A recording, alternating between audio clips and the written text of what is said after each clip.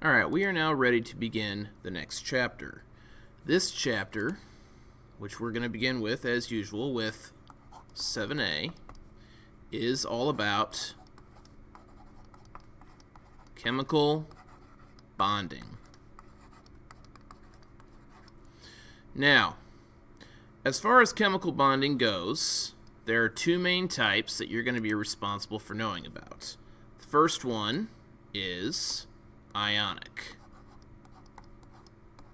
Now, ionic is characterized by involving a transfer of electrons between two different atoms. Ionic bonds almost always happen between a metal atom and a non-metal atom. When an ionic bond occurs, what you'll see is one atom will gain electrons and thus will become what's known as an anion. That is a negative ion. The other atom will end up naturally losing electrons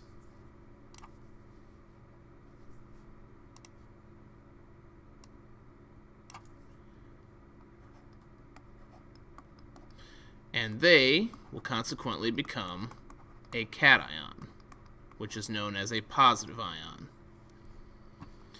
The other kind of bond that you're responsible for knowing about is a covalent bond.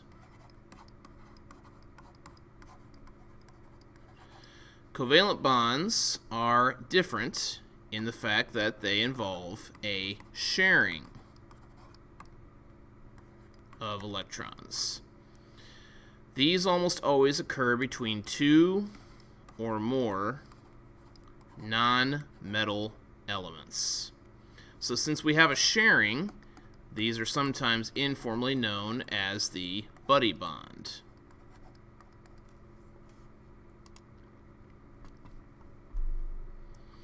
Now, between the two of them, we're going to start with ionic because it tends to be just a little bit easier. So, since ionic, as I said, normally happens between a metal and a nonmetal, we're going to use that as an example to begin with here. So I'm going to pick out two elements. The first one I'm going to pick out is sodium. Now, if you look on periodic table, at least the one in the classroom, you'll see sodium has some information on it that looks like this. Now, sodium is an alkali metal. It has a +1 charge because it only has one valence electron since it's part of group 1. Now, that means that it wants to become stable. Its outer shell is not full. And as we've talked about before, elements basically have two different options to become stable. They can lose electrons or they can gain them. So let's take a look at sodium's outer shell and get an idea of this.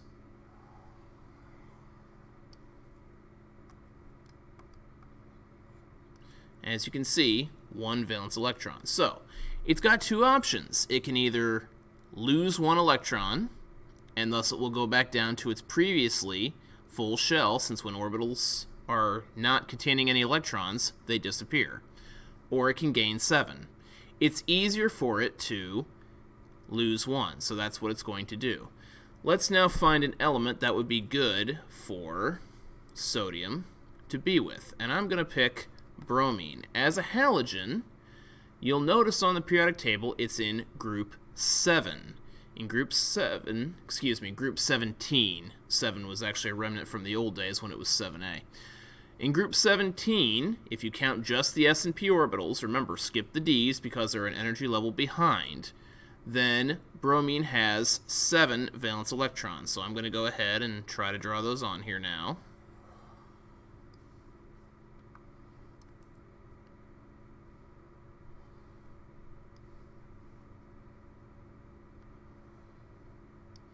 Alright, so we'll get 1, 2, 3, 4, 5, 6, and 7.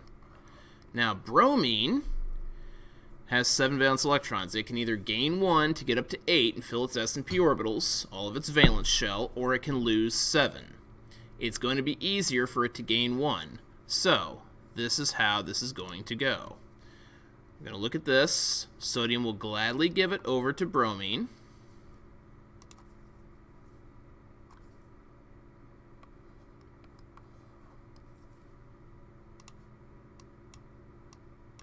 And now, let's look at what has happened. Sodium has lost 1 electron, making it a positive 1 cation.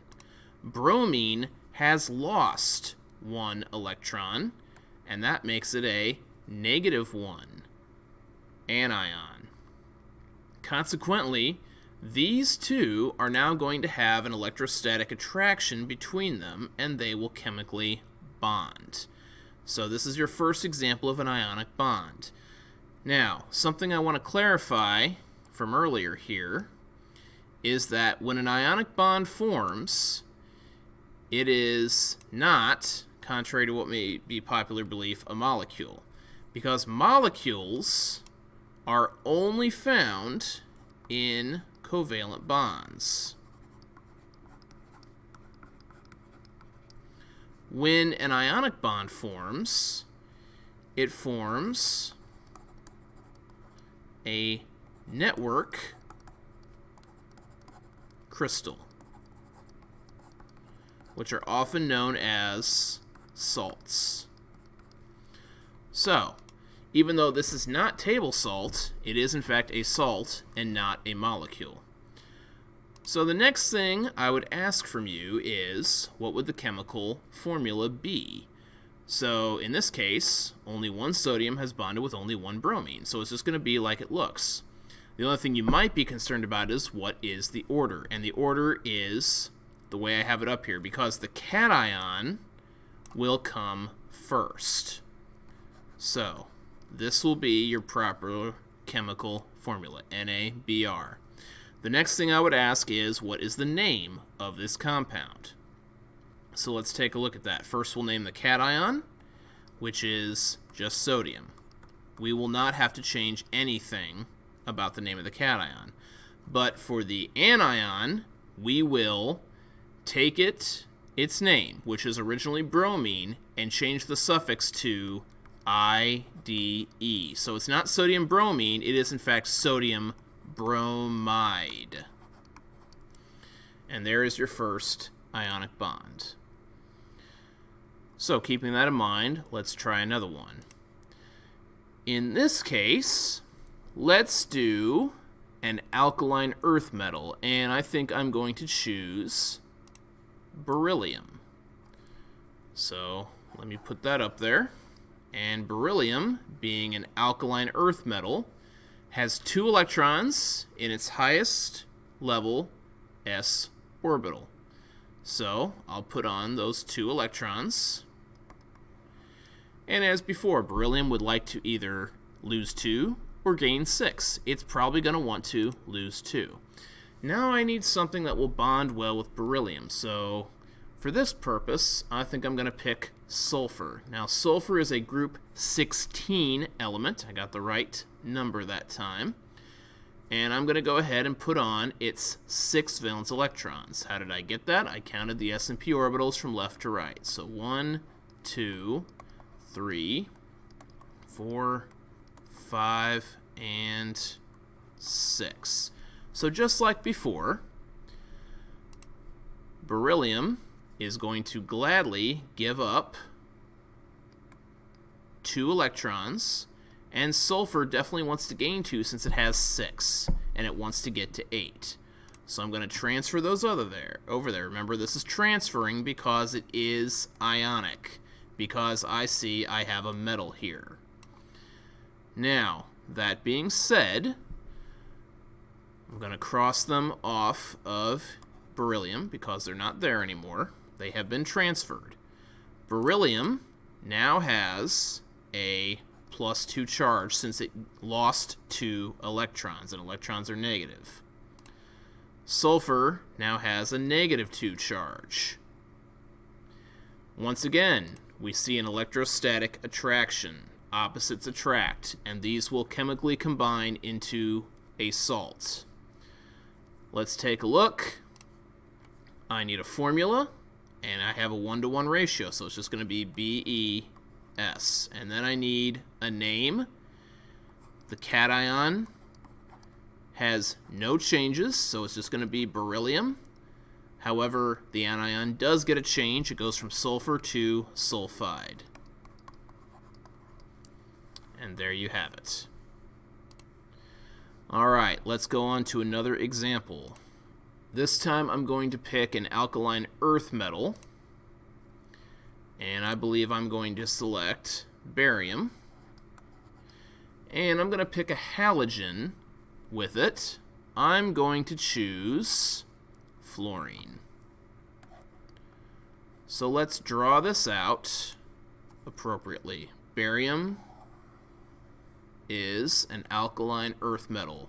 Those all have 2 valence electrons since they have S2. Electron and electron.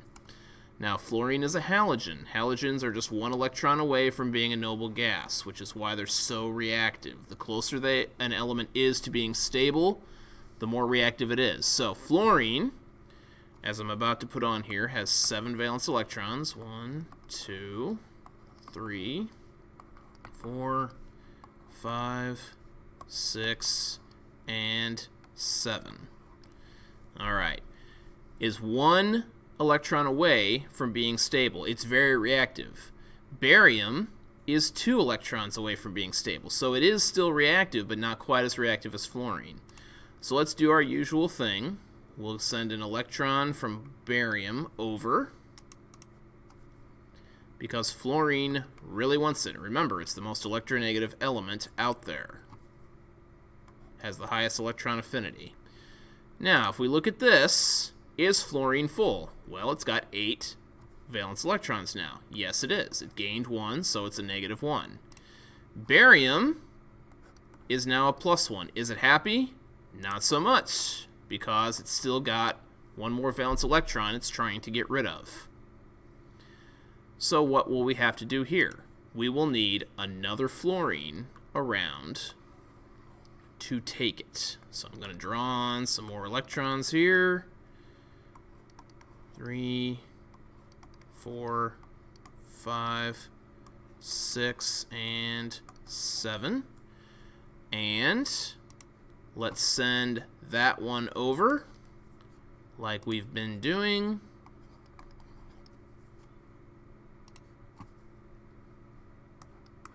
Alright, now let's take a look. We've got a -1 on the fluorine, and we have to fix this here.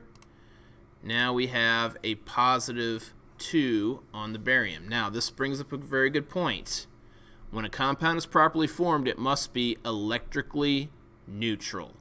Do all of the charges that I've presented here add up to 0? Yes, they do, which means we're on the right track. So let's do a formula. Again, cation comes first, so BaF2. And a name. Cation is easy. It stays the same, it's barium. But anion changed the suffix. It's not fluorine anymore, it is fluoride. Watch out for this one because it's a common spelling mistake to put the O before the U and make it floweride, but it's not.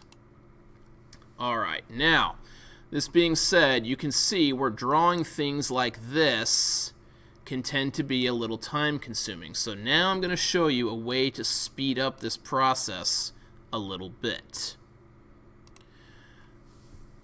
This time, I'm going to select an alkali metal and a group 16 element, sometimes known as the chalcogens.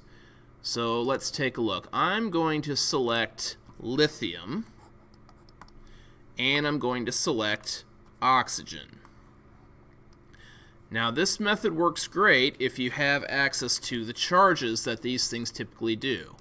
If you look in the periodic table, at least the one in the classroom or the resources I have on Schoology. You know lithium has 1 valence electron, so when it's done, it's going to want to be a +1. Oxygen in group 16 is 2 electrons away from being stable. It's the nonmetal, and nonmetals tend to want to gain electrons, so it's going to be a -2. The easy way to do this is to cross these values. And watch what happens. If I do that, I take the 2 from oxygen and put it as a subscript on lithium, and then I take the 1 from lithium, and 1s never show up as subscripts. It will be marked wrong if you try that. And this should be your final compound. Let's check it. If I take the 2 from lithium and multiply it by +1, what do I get? +2. If I take the assumed 1 from oxygen and multiply it by -2, what do I get? -2. That will cancel out perfectly. So this is, in fact, your proper compound. And now I'm going to do a name. It's just going to be lithium oxide. Now, a common question that gets asked between this compound and this compound is, why is the 2 that is seen not addressed in the name? It doesn't have to be, and here's why. I have just shown you, is this possible? No, because the valence amounts would not match. So could lithium oxide be anything other than Li2O? No, it could not. Could barium fluoride be anything other than BaF2? Would BaF work? Would Ba2F work? No. And that's why it doesn't get addressed. So let's do another couple examples to use this new method. So I'm going to try doing, let's try magnesium, which is an alkaline earth metal, and that's a +2. And let's try carbon. Now, if you look in the periodic table, carbon most commonly will do a +4 or a -4. So you might be wondering, well, which one am I supposed to know how to do? Well, is positive ever going to go with positive? Definitely not. So in this case, you know it must be the -4. So let's use our reversal method, and we'll cross the charges, and we'll get Mg4C2. Problem is, if you leave your answer like this, it will be considered wrong, because this brings up an excellent point. In an ionic compound, when possible, you must absolutely simplify your subscripts if you can. So 4 and 2 will simplify down to Mg2C. And that should be our final compound. And let's check it. What is +2 multiplied by 2? It is +4. What is 1 multiplied by -4? It is -4. That will balance out and equal 0, which a compound must do. Let's finish off with a name, and of course it will be magnesium, and carbon becomes carbide. Magnesium carbide will be correct. Let's check out another one here. Let's do sulfur again, which, as you remember, is a -2. And this time we'll do with it, I'll say calcium, which is an alkaline earth metal, so it's a +2. All right, if I cross these, I get 2 and 2. But can I leave it like that? No, I cannot. It must be simplified. 2 and 2 simplifies down to 1 and 1, just like we saw back here with beryllium sulfide. But the other thing is, it would also be incorrect to put it like this. Just trying to show you, just watch out for issues like this, because this puts the anion first, and you are not allowed to do that. The cation must always go first, so CAS will be my correct answer. And finally, I need a name, so let's do it. It should be calcium sulfide by following rules. Now, if you've been paying attention, you've probably noticed that every single example we've done has involved strictly an alkali metal or an alkaline earth metal. We have not done any exceptions. The reason for this is pretty important, because before I mentioned how in an example like this, you don't address the number in the name because there would be no alternatives. But what happens when there is an alternative, like when you see a transition metal? Because if you remember, the transition metals on the periodic table are all colored in green because the d orbitals mess up their usual valence count. They can lose multiple numbers of electrons and still find stability. So let's look at an example like this. I'm going to decide I want to bond nickel with iodine. Now, iodine is a halogen. That's easy. It's a -1. It just wants to gain 1 electron to become like a noble gas. But nickel, if you look on the periodic table, at least the one in the classroom, you'll notice that it in fact says +4 all the way down to +1. So it could be +1, +2, +3, or +4. It could lose any of those amounts of electrons and still be stable. So in an example like this, I will have to tell you what cationic state it will be showing. And in this particular case, I'm going to say that nickel is a +3. So now that we have the information, we'll do our usual. Reverse, and you'll get NiI3.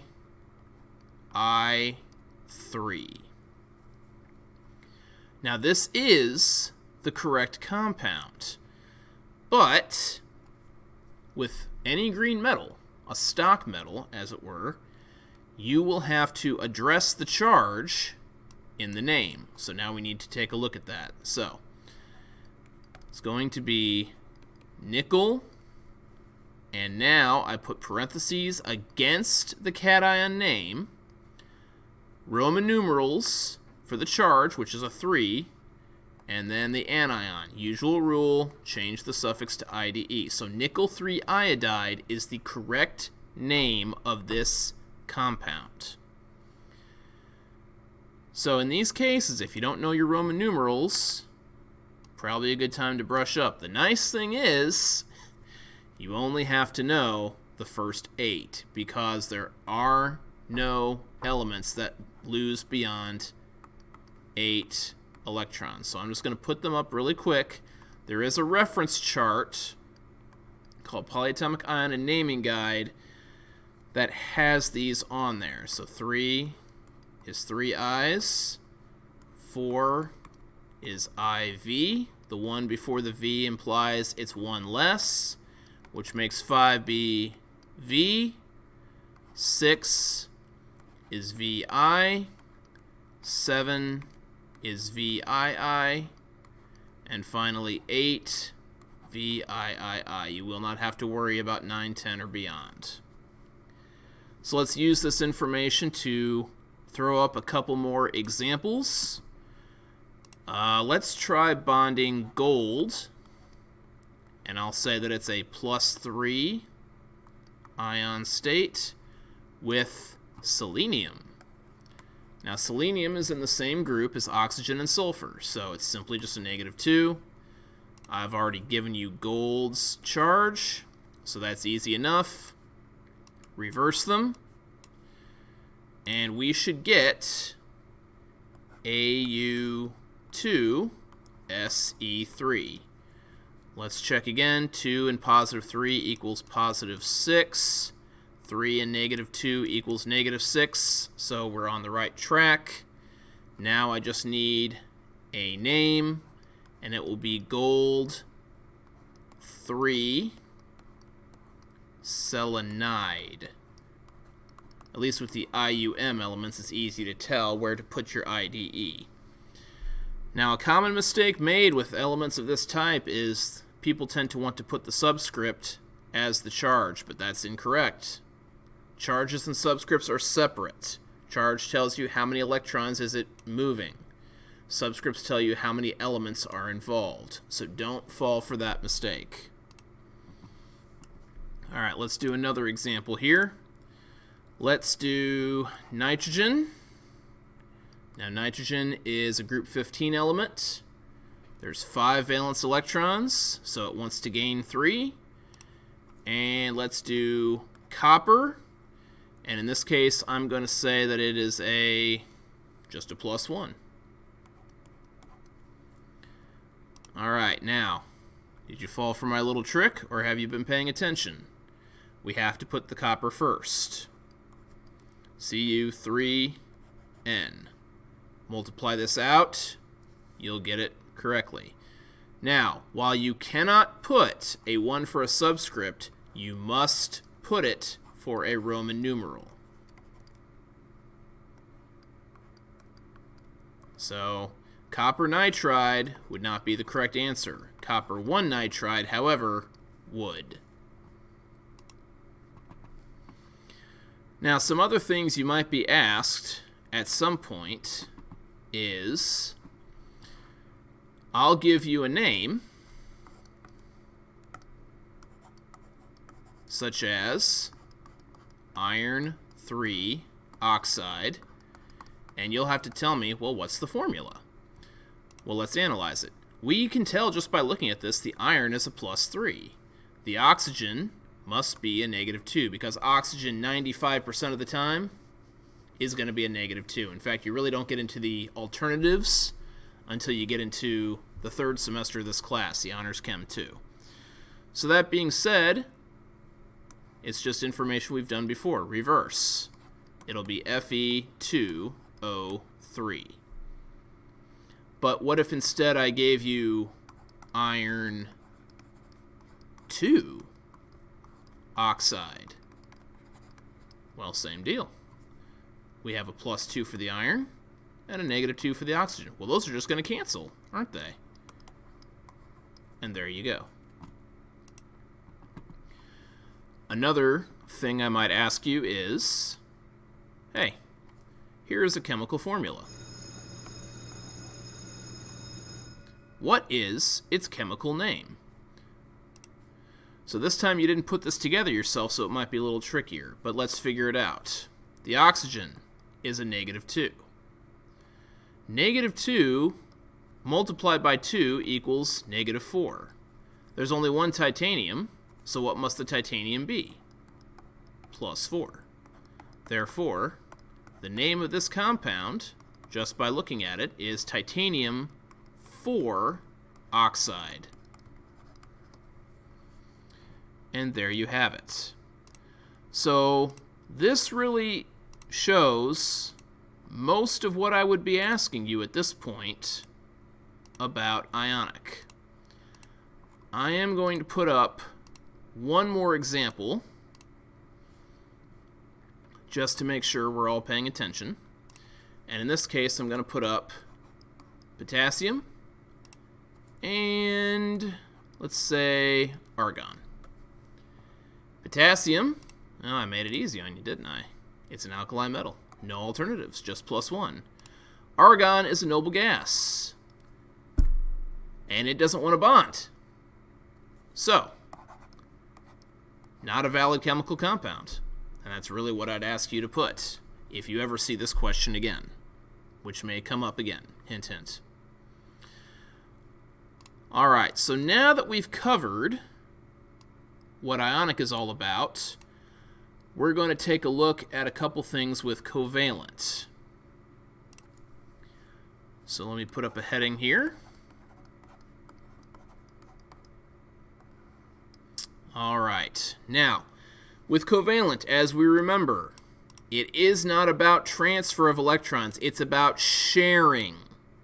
So this changes some things up, but also keeps some things the same, because it's still all about valence electrons. The goal is still 8, with the exception of hydrogen and helium, whose goal is 2, since all they have is an s orbital. So I'm going to put up a couple of elements here. Now remember, covalent is between 2 or more non-metal elements. That's your clue that you're dealing with covalent. Like in the example, I'm going to put phosphorus, and with it, I'm going to put chlorine. Okay, now, if you look, if we were doing ionic, phosphorus would say -3, and chlorine would say -1. This still kind of helps us a little bit. Really, what we're looking for in this case is how many chemical bonds do they want to make.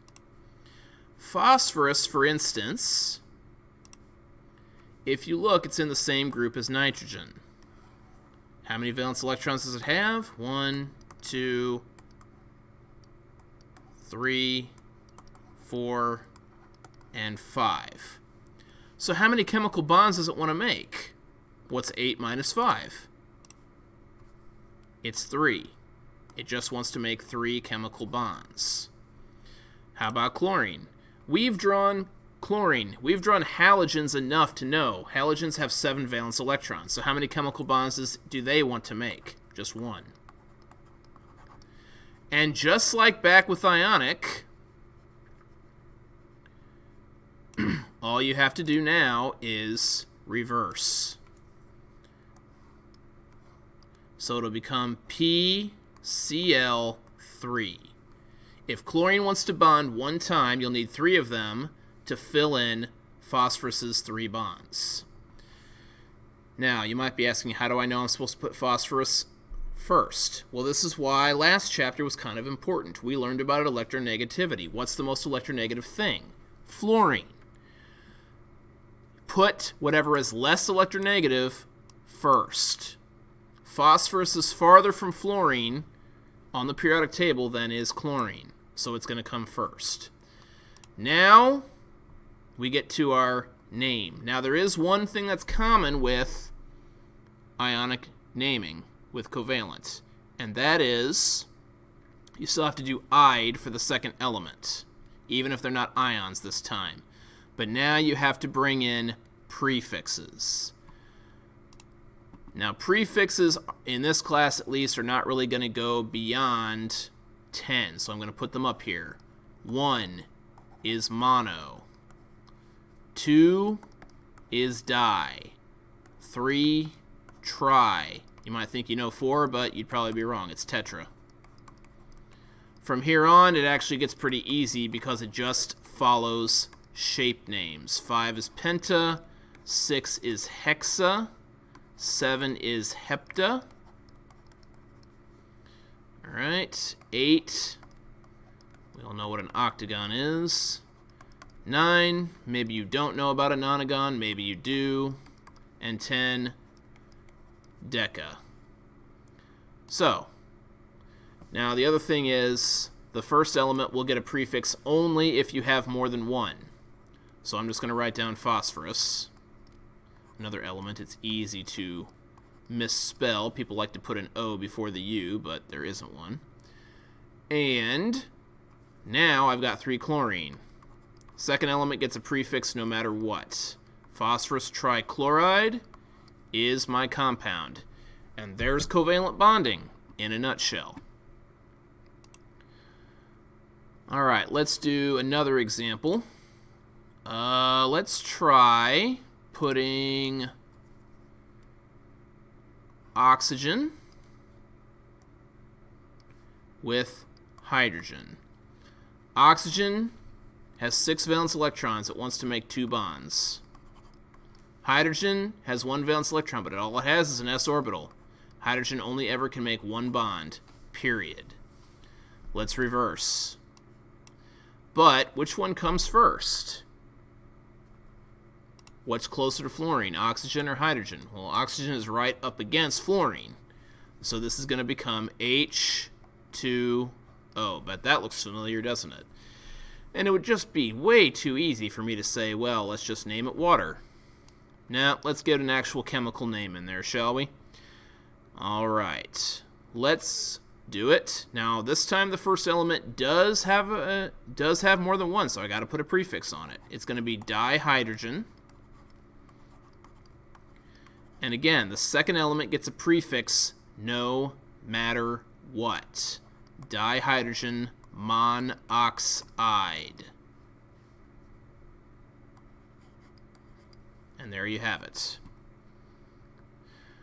All right, now, this really covers what I'm expecting. So you see there aren't a huge amount of differences, at least at this stage of the game, between covalent and ionic. But here's another one that I got to throw at you. Let's say I give you this compound. The question you may be asking is, well, with ionic we had to simplify these subscripts. Do I need to this time? No, you cannot simplify covalent. It is not how covalent works because, again, we're forming molecules this time which are distinct from salts. So name this exactly as you see it. Dinitrogen. Now remember, the prefix for 4 is tetra, but if you begin your next element with a vowel like O, you have to drop it. And I'm going to be checking for that. So it's not tetraoxide, it's tetroxide. You can see where this lends itself to some things that you've heard of before. For instance, what is CO2? This is exactly why it's named carbon. First element has only one, don't put a prefix on it. Second one gets a prefix no matter what, carbon dioxide. Then what about just CO? Carbon monoxide. Don't put double O's. Sometimes it gets a little tricky. Like if I were to put down H and N. We know that hydrogen only makes 1 bond. We know that nitrogen makes 3. We did that example earlier. Hydrogen is farther away from fluorine than nitrogen, but it's an exception you might want to know. It's going to be NH3. If you look up the name, it's probably just going to say ammonia. But we're still in learning how to do chemical names, so I want you to put the right one up here. Nitrogen trihydride. So sometimes I can catch people cheating if they try to look up names like that. It's not always going to work out for you. For instance, if I throw up these, hydrogen makes 1 bond, carbon makes 4. Carbon is actually less electronegative than hydrogen, so it's going to be CH4. If you try to look up this name, it's probably going to say methane. But we haven't learned organic naming yet. That's for the 3rd semester. In this class, I expect you to follow it properly and put carbon tetrahydride.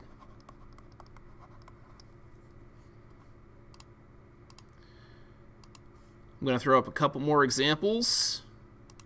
Let's say I throw up dinitrogen pentoxide. What would its chemical formula be? Some people get confused thinking they're dealing with ionic, which they shouldn't because we have prefixes. and think they need to reverse them. Don't do that. In covalent, it's what you see. N2O5.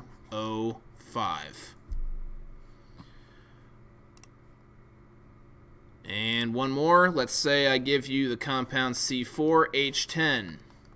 Try looking it up. It's going to say butane. Not an answer I'm going to accept because we haven't gotten there yet. And I know you've been looking things up.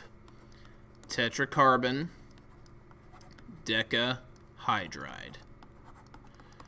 All right. There are the basics of both ionic and covalent bonding.